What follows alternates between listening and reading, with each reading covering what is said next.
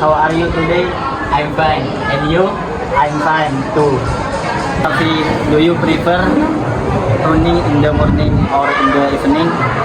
I prefer running in the morning to running in the evening. The air feels freezer. I like running in the evening better than in the morning. It helps me relax after a long day. That makes sense, but don't you feel too tired to run after school? Sometimes, but I think running in the evening is more enjoyable than running early. By the way, do you know thing people wear on the wheels to track their steps? I forgot the name. Oh, you mean a fitness tracker?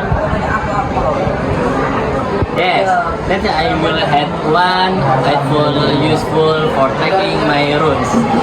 Yeah, I have one and it helps a lot. I wish you had bought one earlier.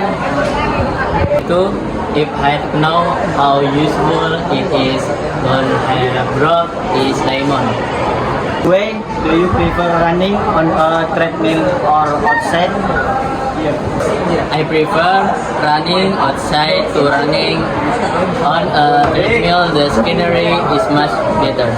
I agree, but sometimes I like running on a treadmill better than outside when the weather is bad.